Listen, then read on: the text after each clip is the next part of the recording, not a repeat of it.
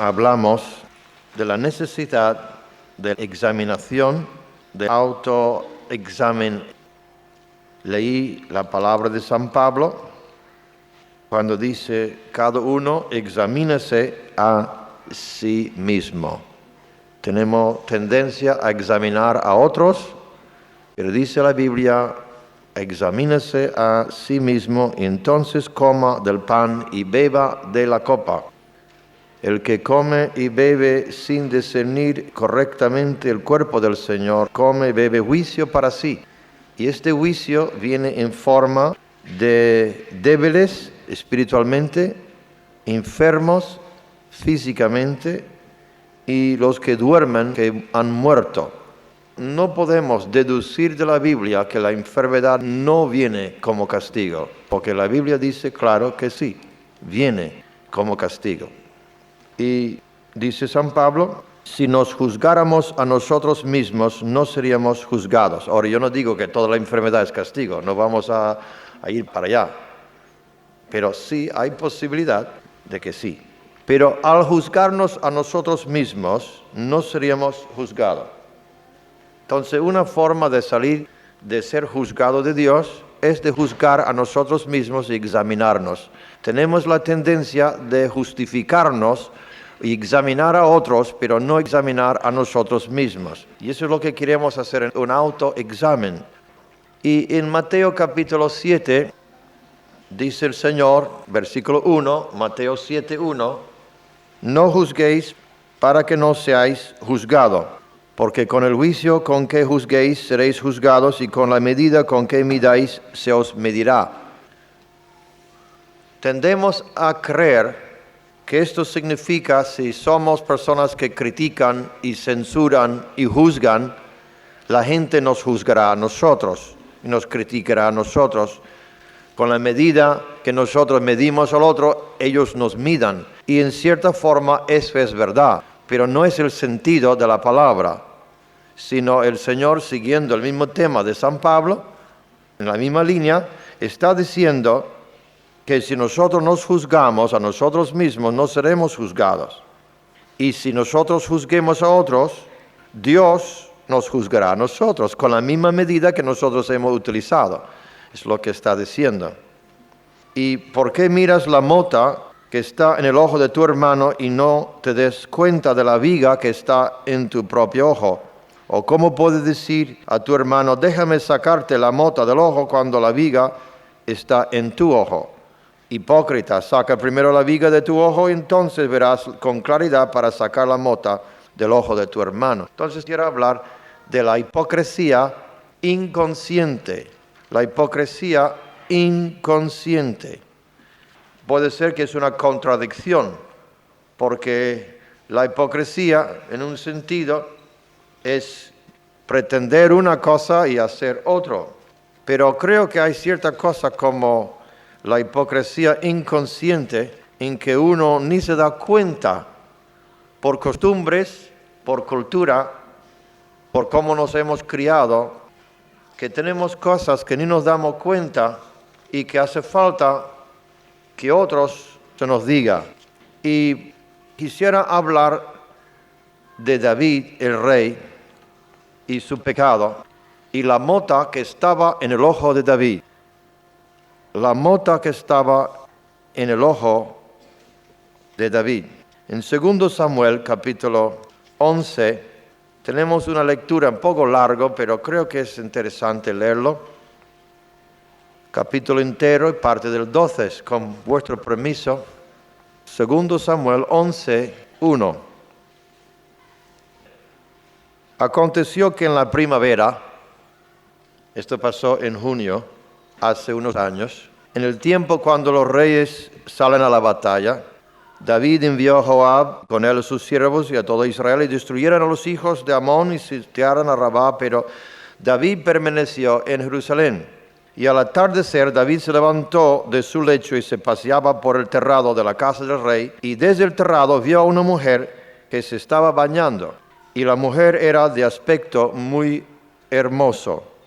David mandó a preguntar acerca de aquella mujer, y alguien dijo, ¿no es esta Betsabé, hija de Eliam, mujer de Urías Eteo? Y David envió mensajeros y la tomó, y cuando ella vino a él, él durmió con ella. Después que ella se purificó de su inmundicia, regresó a su casa. Y la mujer concibió y envió aviso a David diciendo, estoy encinta. Entonces David envió a decir a Joab, envíame a Urías Eteo. Y Joab envió a Urías a David. Cuando Urías vino a él, David le preguntó por Joab, por el pueblo y por el estado de la guerra. Después dijo David a Urías, desciende a tu casa y lava tus pies. Salió Urías de la casa del rey y tras él fue enviado un obsequio del rey.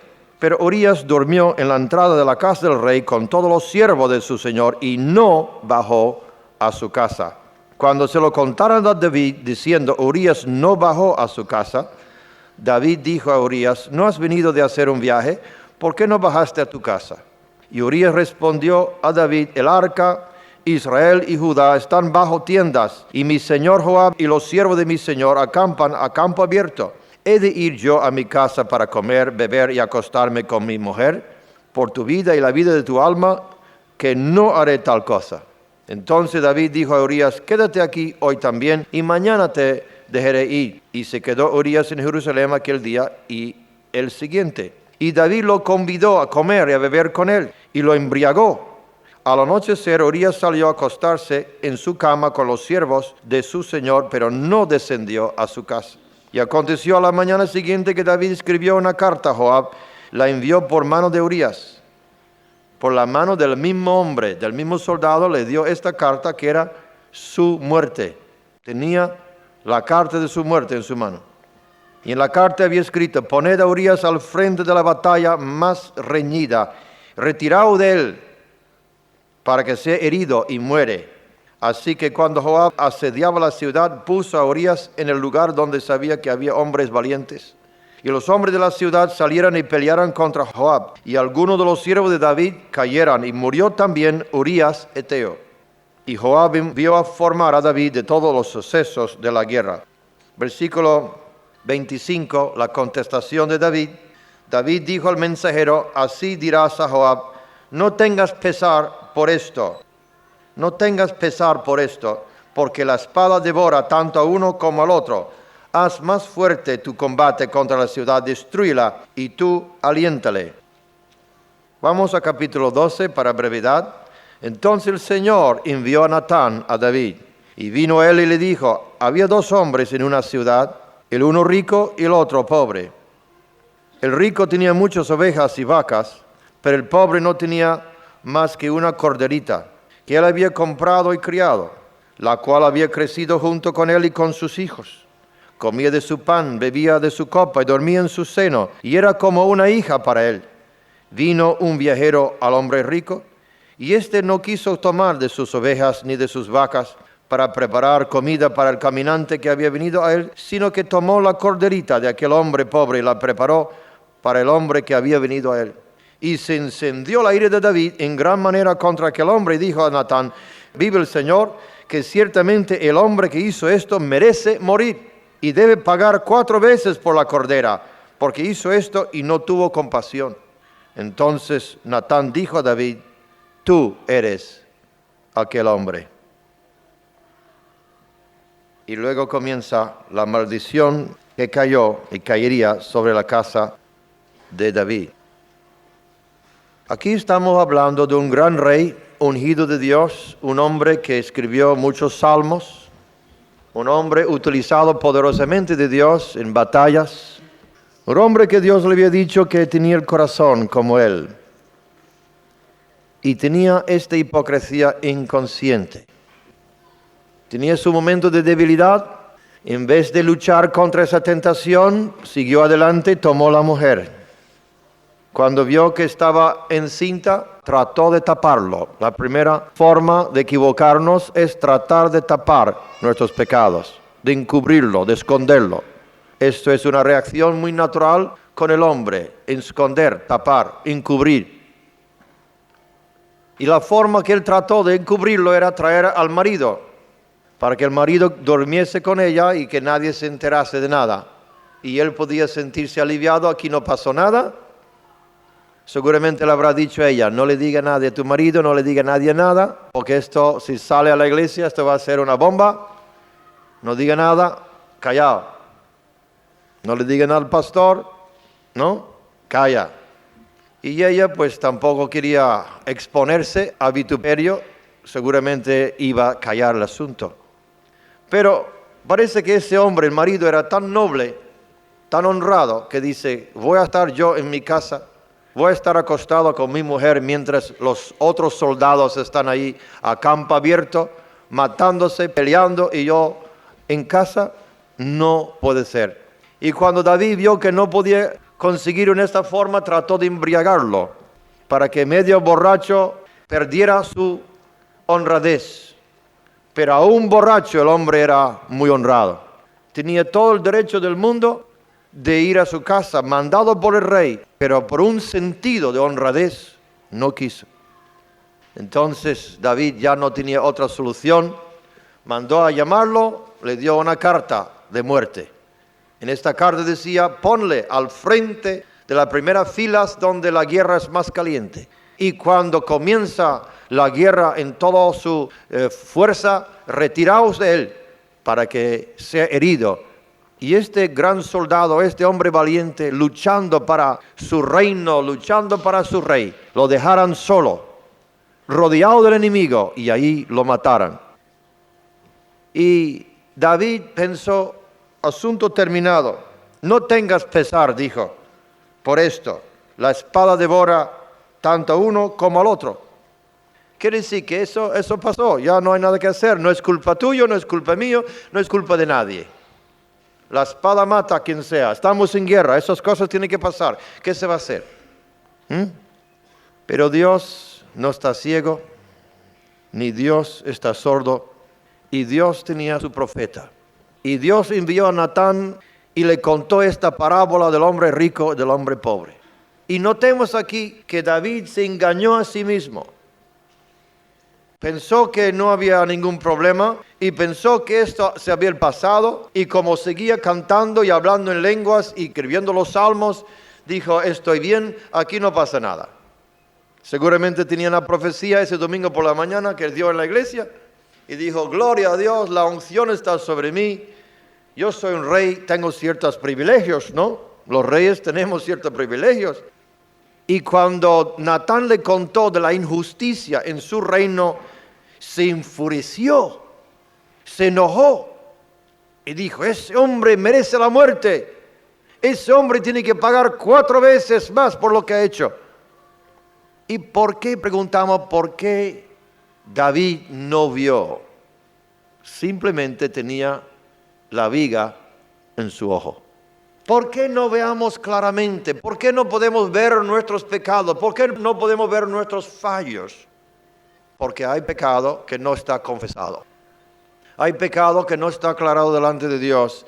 Y Dios ha hablado muchas veces, y cuando vamos encubriendo, nos vamos endureciendo poco a poco hasta que nos hacemos unos fariseos tan espiritual, pero que la palabra de Dios nunca nos penetra, siempre va al que está detrás.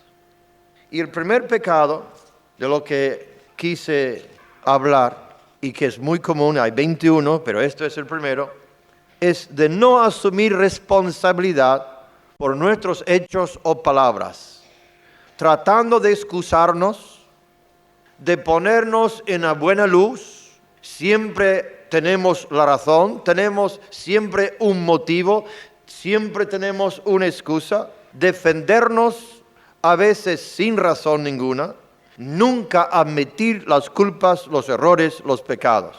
Y esto estorba, impide el progreso de la obra de Dios, porque la Biblia dice, si confesamos nuestros pecados, Él es fiel y justo de perdonarnos nuestros pecados y limpiarnos de toda inmundicia. Pero si no confesamos, impedimos la obra del Espíritu Santo, impedimos la obra de la sangre de Cristo, y toda la obra de redención que Cristo ha hecho es inútil porque el hombre no se ha arrepentido. Y no es solamente nos tenemos que arrepentir cuando llegamos a Cristo por la primera vez. Incluso tenemos que arrepentirnos más después. Porque yo he notado, cuando tenía el ministerio evangelístico y de sanidad, que normalmente se sanan la gente que viene de la calle, la gente que viene sin Dios, sin esperanza, sin idea de nada y se sanan. Y yo he orado por millares y millares de personas en colas en muchos países del mundo. Y casi siempre se sanan el menos santo, el menos cristiano, el católico, el luterano, el que viene de la calle. Y nosotros, con muchos años en el Señor, no nos sanamos. Y yo no digo que hay una razón, hay muchas razones. No se puede nunca contestar una cosa con una palabra. Hay muchas razones, pero una de las razones es esta, que tenemos más luz y tenemos más responsabilidad. Y hay el peligro del pecado o de la hipocresía inconsciente en que uno no ve su propio corazón. Ahora, eso no sería tan terrible si estuviéramos dispuestos a aceptar la corrección. Pero no solamente no veamos nuestro pecado por la mota, por el pecado no confesado, por lo que hemos guardado en nuestro corazón, no solamente no veamos claramente, sino que no permitimos que otros nos corrigen. Y entonces ahí queda estancado la vida espiritual, la persona no puede avanzar porque no se examina a sí mismo ni deja que Natán le punte el dedo. Necesitamos profetas, necesitamos la voz de Dios, necesitamos oír del Señor, porque si Dios va a podar la viña, si Dios va a podar la vid, si Dios va a limpiar su iglesia, lo tiene que hacer con la luz. La luz es el láser, la luz es el láser de Dios que corta, que limpia, que purifica. Y gracias a Dios por David, que cuando le señaló el dedo, se derrumbó todas sus mentiras, sus engaños y sus maldades. Y reconoció. En el Salmo 53, veamos la confesión de David, cuando dijo, reconozco mis pecados. Reconozco mis pecados. Es tan fácil reconocer los de otro y excusarnos y decir, pues los míos no son tan serios como los demás. O echando culpa sobre el otro me lo hizo hacer. Él tiene la culpa, ella tiene la culpa, ella me insistió, ella me tentó, ella es del otro. Aquí veamos una falta de honradez. Muchas veces cuando el Señor nos habla, en vez de decir, tienes razón, acepto, no hay honradez espiritual. Y aquí veamos el salmista 51, orando. Ten piedad de mí, oh Dios, conforme a tu misericordia. Conforme a lo inmenso de tu compasión, borra mis transgresiones. Láveme por completo de mi maldad. Límpiame de mi pecado, porque yo reconozco mis transgresiones y mi pecado está siempre delante de mí. Contra ti, solo he pecado, y he hecho lo malo delante de tus ojos. De manera que eres justo cuando hablas, y sin reproche cuando juzgas. He aquí yo nací en iniquidad y en pecado me concibió mi madre. He aquí tú deseas la verdad en lo más íntimo. Y creo, hermanos, que el Señor no ha cambiado. Lo que Dios quiere es la verdad en lo más íntimo. Y es necesario la confesión, enfrentarnos con nuestros pecados. Dije también que hay algunos que se han casado y que habían tenido relaciones sexuales o se han pasado con sus novias. Al casarse han creído que todo pasó, que aquí no pasó nada, ya estamos casados, estamos comprometidos. No, Señor, ese pecado queda sobre el libro. La Biblia no dice que el matrimonio borra los pecados. La Biblia dice que la sangre de Cristo borra los pecados, no el matrimonio. Y eso se tiene que ser confesado, eso tiene que ser aclarado delante de Dios, delante del pastor de la iglesia, delante de la autoridad que Dios ha puesto. Y hay muchas cosas escondidas, muchas cosas ocultas, y por eso comenzamos a atacar a otros. David se enfureció, David tenía celo de Dios, y David estaba enojado, pero no vio claramente porque tenía una viga en sus ojos. Y lo más que guardamos pecado, lo más que estamos atacando y criticando y censurando a otros. Yo no sé por qué mecanismo hay, pero hay un mecanismo en el corazón de la persona que cuando está mal, ataca a otro. Proyecta sus propios pecados sobre otros para sentirse mejor. Entonces el primer fallo de carácter es no asumir la responsabilidad por hechos o palabras que hemos dicho, excusarnos, encubrirnos, mentir, no admitir los errores. Y segundo es buscar siempre chivo expiatorio, culpar por nuestros errores, proyectar nuestras culpas a otro. Y en progreso, en continuación, hay el tercer fallo de carácter, que es juzgar a otro, censurar, criticar. Y el Señor ha dicho, hipócrita, ¿por qué juzgas a tu hermano? Ya es un progreso. Primeramente, no asumir responsabilidad. Segundo, buscar chivo expiatorio. Y tercero, criticar y juzgar a otros. Y el Señor dice, primeramente lava tus ojos. Primeramente límpiate, primeramente confiesa, primeramente saca esta viga que está en tus ojos, porque siempre veamos la viga en los ojos de otros. Y esto es el religioso, el fariseo, siempre dice, este mensaje era para fulano. ¿No es así? Ay, qué predicación, hermano, predicaste muy bien. Esto está muy bien, está muy bien. Le has pegado fuerte, muy bien, dele. ¿Y tú? Y el cuarto pecado, ya que estoy hablando de fallos, ya que vamos entrando, pues la envidia, que es un dolor del éxito del otro, alegría por su desgracia, pero sentirnos mal, que Él es honrado, que Él es levantado y nosotros no. Saúl el rey, el hombre de Dios, el gran profeta también, el juez, el hombre que era alto, fuerte, encima de todo Israel, el hombre humilde en sus ojos, el hombre tan humilde que cuando querían hacerle rey estaba escondido entre el bagaje, ¿recuerda? Y mientras era humilde se le podía corregir. Y siempre cuando quedamos humildes se puede corregir. Se nota la mansedumbre en esto, que no se le puede corregir ya. Cuando no se puede corregir, ha entrado el orgullo, la vanidad. Y Dios dijo a Saúl, destruye completamente. Y él no quiso destruir completamente, sino guardó lo mejor de la oveja, de los animales. Guardó la vida de Agag. Ese Agag se puede representar al yo, al ego nuestro. Y Dios dice, crucifícale. Y él no quiso crucificarlo del todo. Y cuando Samuel le fue a hablar, enseguida salió Saúl el rey al profeta Samuel y dijo, yo he obedecido los mandamientos del Señor. Y Samuel pregunta, ¿y qué es esto que oigo? ¿El mugir de las vacas? Ramido, mugir. Estoy escuchando las ovejas. Estoy escuchando vacas. ¿Qué es lo que oigo yo? Ah, pero el pueblo.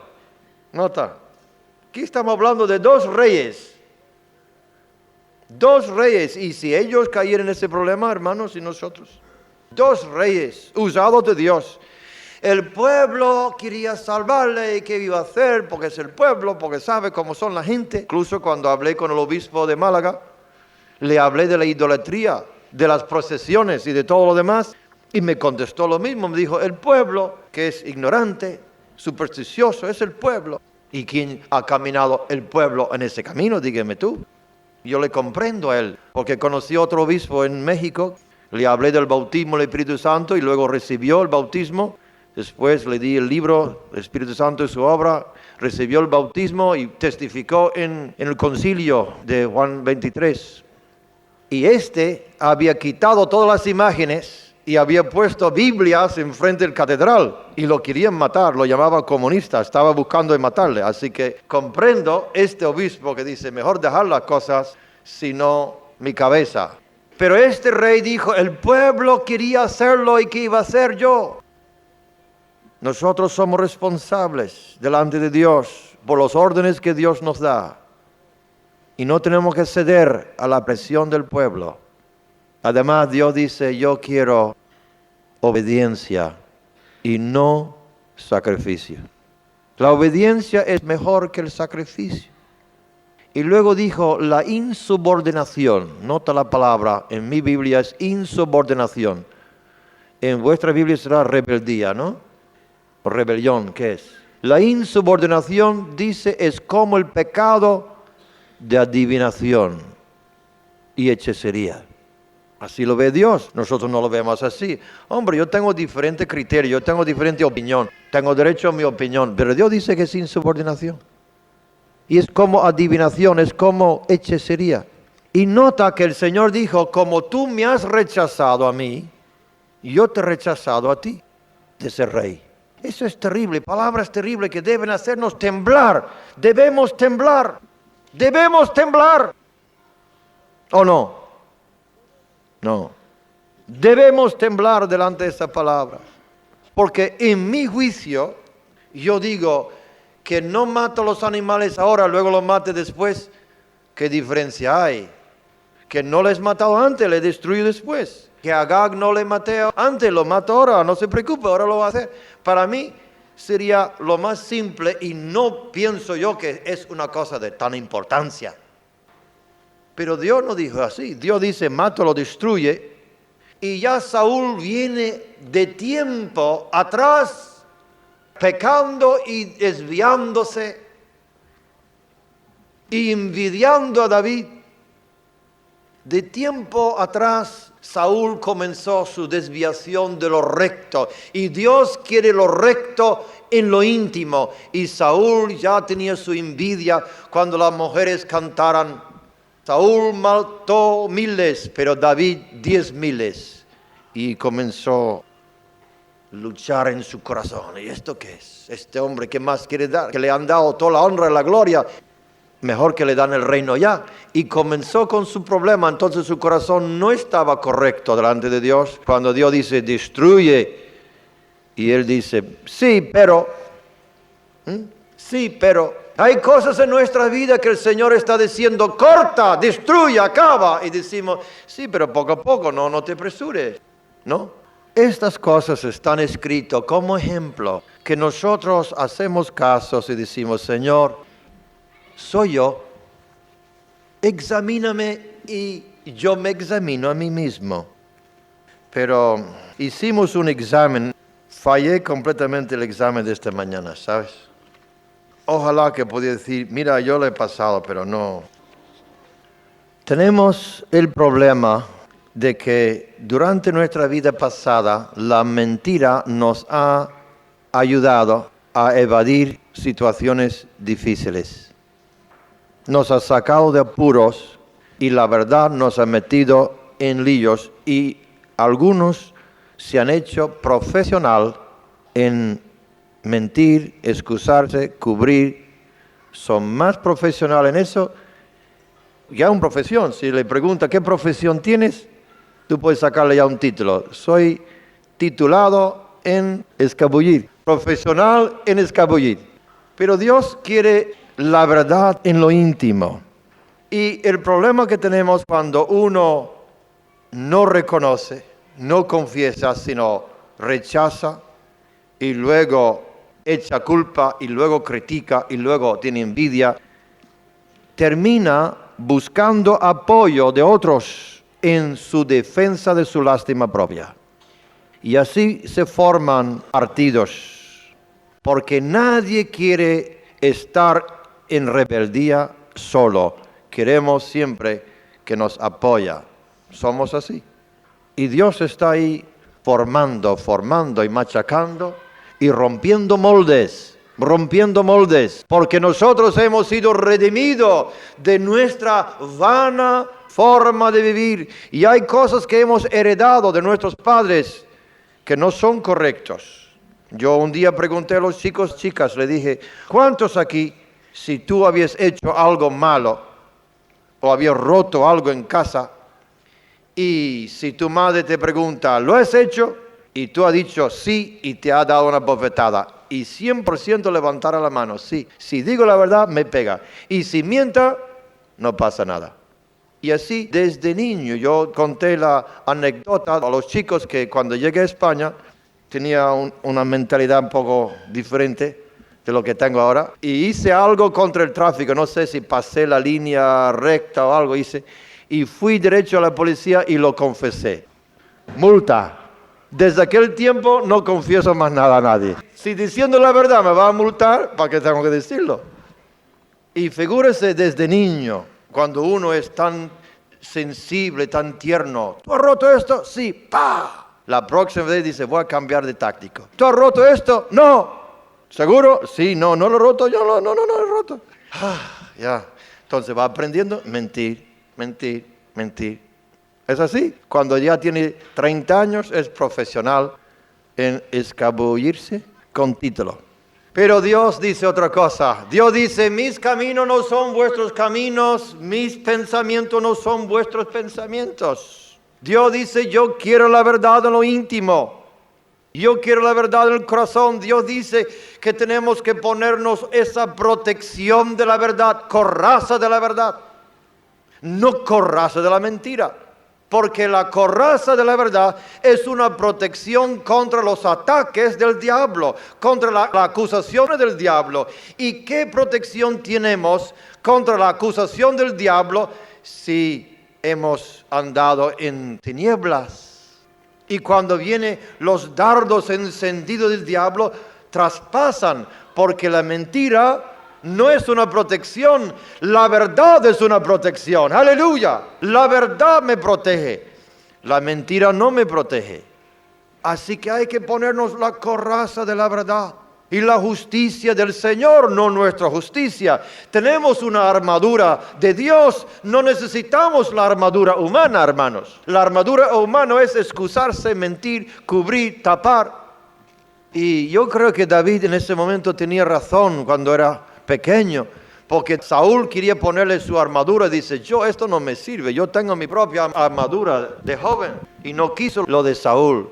Y nosotros tenemos la armadura de Dios, de la iglesia, del Espíritu. No necesitamos la armadura del mundo. No vamos a utilizar las mismas defensas mundanas. ¿Está de acuerdo? Gracias a Dios por la armadura que Dios nos da.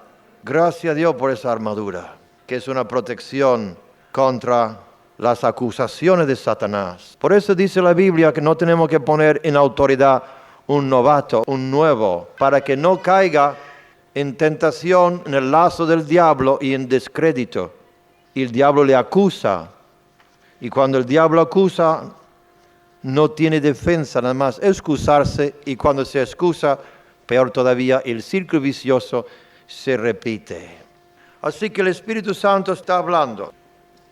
Está hablando. Y aunque nosotros creemos que todo está bien, que no ha pasado nada, aunque no hay aquí Natán, pero Dios está aquí. Y el Espíritu Santo está aquí y está diciendo, ese pecado que has cubierto, lo voy a sacar a la luz. Segundo Samuel 12, y habló el Señor de algo público. Dice, versículo 11, he aquí, de tu misma casa levantaré el mal contra ti, y aún tomaré tus mujeres delante de tus ojos y las daré a tu compañero, y éste se acostará con tus mujeres a plena luz del día. En verdad tú lo hiciste en secreto, pero yo haré esto delante de todo Israel a plena luz del sol. ¿Pasó esto o no? ¿Pasó? Absalom, su hijo, en la terraza del palacio, acostó con las mujeres del rey. Se cumplió todo. Y aunque Dios perdona, a veces tenemos que cosechar. Porque, mira, David dijo, he pecado contra el Señor. Natán dijo a David, el Señor ha quitado tu pecado. Y asunto concluido, ¿verdad? ¿O no? Él confesó, he pecado contra el Señor. Y Natán dijo a David, el Señor ha quitado tu pecado. Y ya es asunto concluido. No morirás. Sin embargo,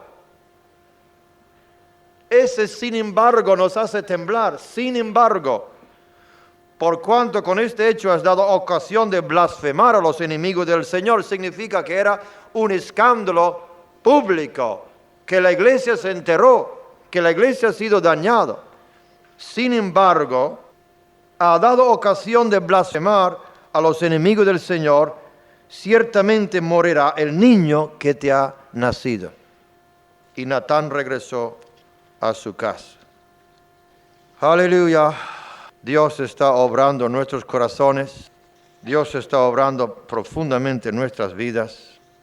para limpiarnos. ¿Qué le parece? Por lo menos está arrojando luz sobre muchas cosas de fallo de carácter nuestros. Y seguramente Dios tiene un motivo y un propósito para purificar su novia, porque viene pronto. El Señor vendrá y quiere una novia sin mancha. Sin, ¿qué más? Mujeres, ¿cómo quitáis las arrugas de la ropa? Calor, ¿verdad? Plancha. ¿Has sentido la plancha de Dios en tu cabeza alguna vez? ¿No? ¿Por qué esta presión? ¿Por qué este problema? Porque Dios pone la plancha porque quiere quitar las arrugas de su novia. Quiere una novia sin manchas. Manchas son algo que se ha caído ahí, ¿no? Que cuando comemos espaguetis siempre se nos cae a las manchas y son difíciles de quitar. Hay solamente una cosa que quita las manchas. ¿Qué es? El tiempo, ¿verdad? No, con el tiempo se quita todo. Con el tiempo pasa, ya se olvida uno. ¿Qué quita las manchas? La sangre de Cristo. Preciosa sangre derramada por nosotros. Si confesamos nuestros pecados, Él es fiel y justo de perdonarnos y limpiarnos de toda maldad. No hay nadie que reconoce el valor de la sangre de Cristo como un pecador arrepentido.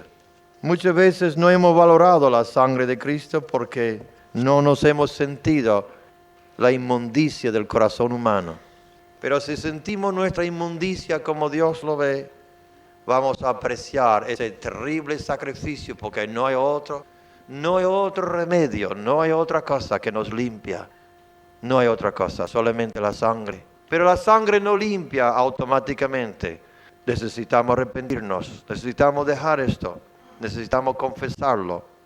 Si es algo que ha dañado a la iglesia, que sea la iglesia. Si es algo que ha dañado otra persona, esa persona. Algo que ha dañado a nosotros, confesarlo delante de Dios y decir: Señor, ten piedad de mí, pecador.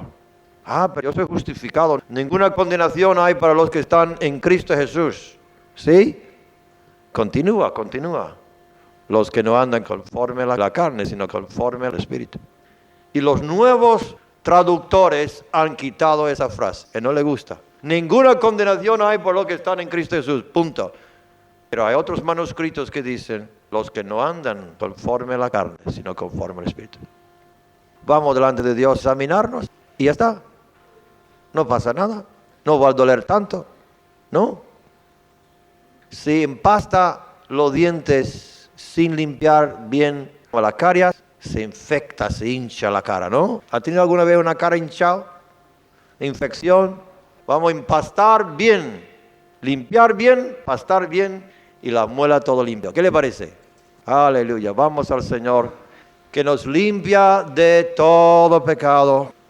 Recuerda este texto, que te olvides de todo, no te olvides de este texto. Dios quiere la verdad en lo íntimo.